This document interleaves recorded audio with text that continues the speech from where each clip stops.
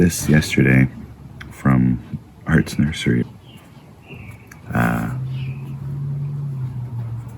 It's not a Satsuki or Satsuki azalea, but it has a very similar coloring.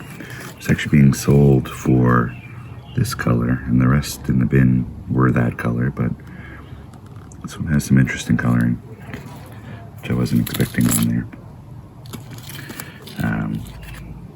But yesterday I also got 3 other types of azalea from the bonsai show. These are from Tim.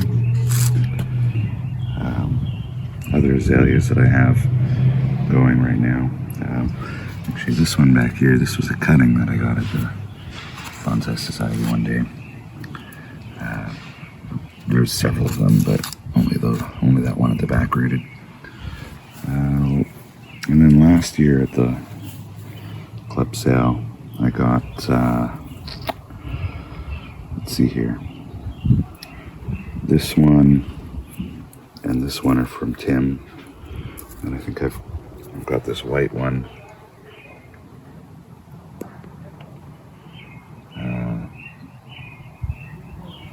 And these other 3 from someone else. I don't recall their name.